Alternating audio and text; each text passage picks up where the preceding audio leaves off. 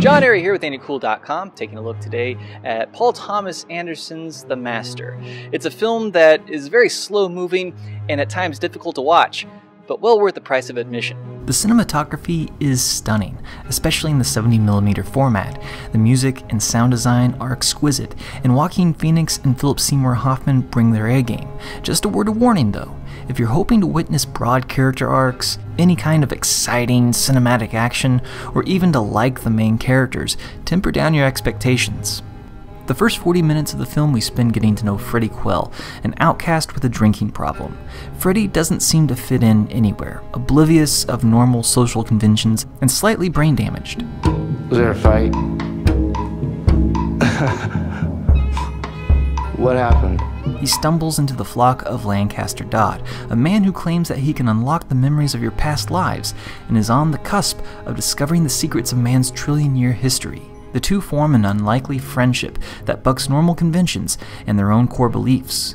I found myself put off by the Master in the first half of the film, finding little to like about Freddie. Joaquin's performance is physical, mesmerizing, and heartbreaking, but the protagonist he plays is such an awful human being. It's difficult to find much reason to care about his plight or even hope his storyline meets with a happy outcome. He's a rascal in the highest regard. It wasn't until he forms a deeper bond with Lancaster Dodd that we get the pleasure of seeing both characters exposed to the light of the truth.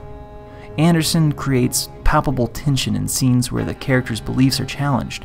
Pushing these two men beyond their comfort zone creates verbal explosions, childish tantrums, and somehow deepens their bond. With that said, it at no time feels like we reach any kind of resolution with these characters. Their thoughts about the world they inhabit and each other seem unchanged by the end of the film.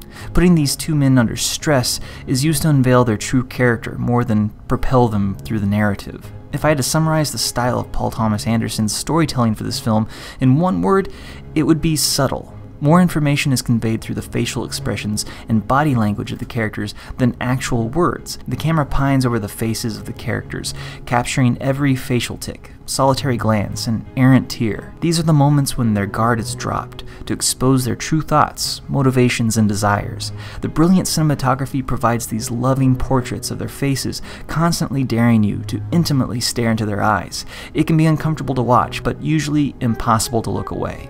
The film wants nothing more than for you to fixate on its characters, with the plot taking a back seat. While I appreciate the filmmaker's approach, at times I felt like I was waiting for something more. Several of Freddie's shenanigans from earlier in the film tend to replay themselves over and over. With the exception of a few scenes, we are rarely surprised by the actions of the characters. They all stay on a steady course, playing their roles through to fruition without a pause or second thought. If you have a chance, please see it in 70mm. The colors and depth of the celluloid are stunning, with a palpable difference between its digital counterpart. Also, the score by Jonny Greenwood gives the film a beautiful, powerful resonance. From a technical standpoint, The Master is a triumph.